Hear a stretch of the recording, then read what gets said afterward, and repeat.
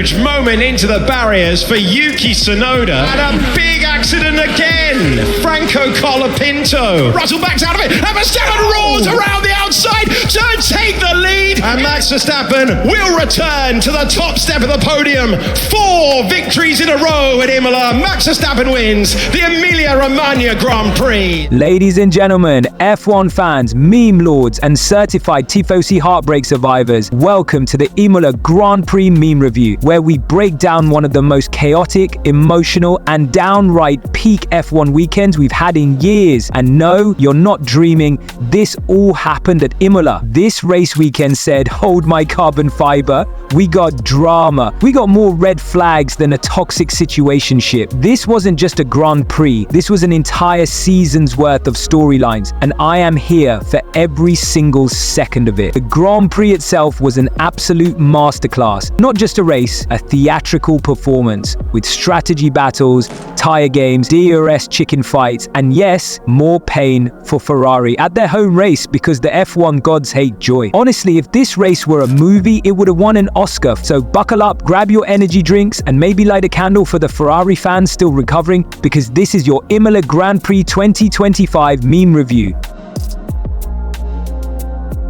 Okay, look, we all came into Imola expecting some solid Friday data runs, a few lockups, maybe a harmless spin or two. This weekend's FP sessions decided to go full F1 Hunger Games mode from the first lap. If chaos had a calendar, this was its birthday party. Meanwhile, Yuki Tsunoda was out there. Alpine somehow parked themselves right in front of him, and he went full radio rage mode. Why are they always in front of me? Then there's Sir Lewis Hamilton, who apparently mistook Imola for Silverstone's infield. The man turned into a professional lawnmower, and then, as if Imola wasn't chaotic enough, tumbled into Tamburello, and just for good measure, yeeted off again into the last corner. Bro went off more times than Alpine went backwards in the championship. And as the cherry on top, Gabriel Bortoleto decided he was going to completely delete the last turn. Full send, no regrets, red flag, practice over. That's it, no notes. Oh, and did I mention Carlos Sainz was casually running P3 in a Williams? Now on to FP2, where you'd think things would calm down. Nope, it got worse. Alonso once again tried to impersonate a missile, nearly collecting Franco Colapinto in a move so late. Ferrari, oh, they were just out here struggling to find their brake pedal. Not overheating, not locking up, just flat out confused about how the pedal works. Imagine designing one of the most beautiful cars on the grid and then forgetting to put working brakes on it. Classic Ferrari. And then there was FP3. Fernando Alonso again nearly T-boned Leclerc into the last turn. Then Liam Lawson followed his teammate Hajar's brilliant idea from FP2 and went off at the exact same corner, like a Fur2 group project where no one learned from the other's mistakes. This wasn't free practice. This was Fast and Furious, Emilia Romagna Drift Edition. And the best part? This was just a warm-up. Imola said, "You thought I was boring? Here, hold all this carnage."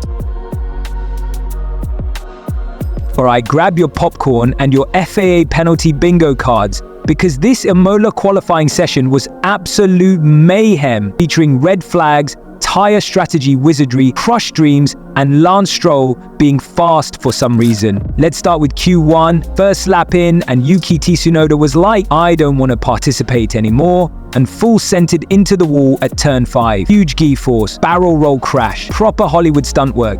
Then it's time for the Franco Colapinto crash, just past Tamburello. Boom, red flag again. Man was probably just trying to find the nearest gelato stand. But wait, the FIA said, let's spice this up. Ollie Behrman put in a lap good enough to get through to Q2. But since the red flag happened as he crossed the line, they said, nah, you're out. Q2 time, and by now everyone's already sweating bullets. And then Carlos Sainz drops a purple lap, going fastest and beating Piastri by moving on to the Ferrari fans are back up off the floor, cheering for Lewis and Charles. And then immediately after, boom, both Ferraris are out of Q2. Yes, that actually happened. They gambled and lost on home soil. They turned Imola into a funeral procession. Meanwhile, Kimi Antonelli also bowed out in Q2, crushed by the weight of expectations and also Alpine brake dust. Speaking of Alpine, Pierre Gasly somehow made it through, and Isaac Hadjar just casually out-qualified one Ferrari and a Mercedes. Then comes Q3, and it's Oscar the silent assassin Piastri who steals the show. Pole position with traffic in the final turn. 4 cars in the most narrow part of Imola.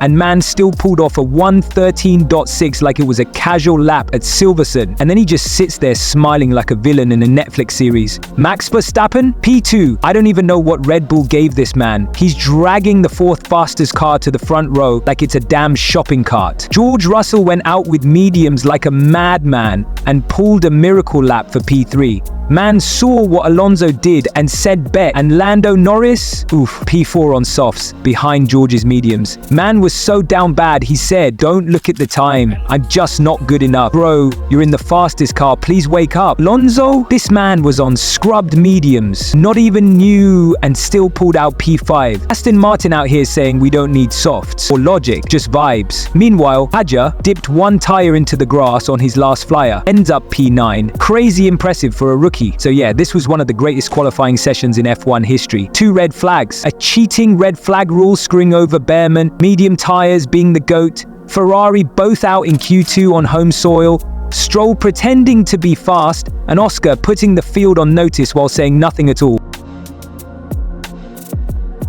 Alright, F1 meme fam, get in here, cause this Imola Grand Prix was a certified banger. Forget boring DRS trains and strategy snooze fest. We got full-blown anime arcs, villain moments, team orders, and Charles Leclerc's yearly mental breakdown. This was not a race, this was cinema. So lights out, and what happens? Max Verstappen gets an average launch for once, but then Max was like, you thought, and dive-bombed around the outside of Oscar Piastri at the Tamburello corner. One of the ballsiest overtakes we've seen this season. Oscar didn't even see it coming. By the time he realized if he released the brakes any later, it was going to be a Monza 2021 style carbon fiber confetti party. The exact same move Oscar did to Lando last year in Monza. Lap 3, Charles Leclerc tried to yeet Pierre Gasly into the forest at Piratella. Bro just pushed him off like he was swiping away a mosquito. Calm down, Charles, it's not that deep. By lap 9, the George vs Lando battle was heating up like a Netflix drama. And guess what? Lando pulls off a sweet move around the outside. George blinked and boom,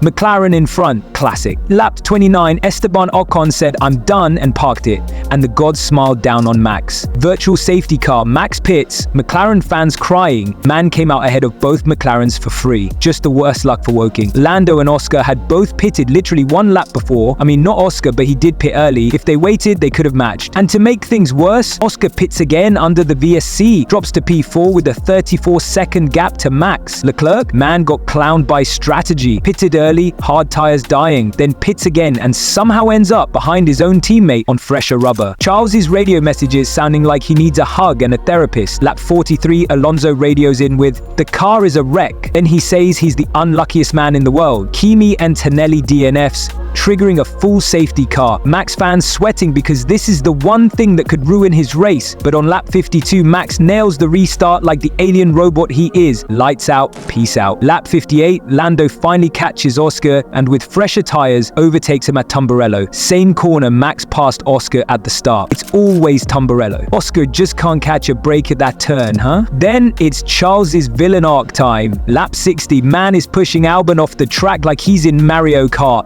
but karma doesn't forget. On the next lap, Hamilton overtakes Leclerc, climbing up to P4 from P12 on the grid, and then the final lap, Alex Albon comes back to take P5 from Leclerc. The Tifosi must have been throwing pizza boxes at the screen. Final order, Max Verstappen P1, 65th career win, another day at the office. Lando Norris P2 clean, consistent, deserved. Oscar Piastri P3, silent assassin again, took his L from the start and recovered. Alright F1 fam, that's a wrap on one of the most chaotic, drama-filled, soul-snatching weekends we've had in ages. Imola didn't just cook, it served a 5-course meme meal with crashes, strategy heartbreaks, and Charles Leclerc getting PTSD from Thai strategy again. Max pulled out another dub, McLaren proved they're not messing around, and Albon might have just unlocked Ultra Instinct. But don't even think about catching your breath, because next up is Monaco. That's right, the glitz, the yachts, the 5% overtake rate. Will Oscar steal pole and flex again? Can Charles finally break his Monaco curse? Or will he find a new creative way to DNF at home? Buckle up, because Monaco's not just a race, it's a spectacle. And you already know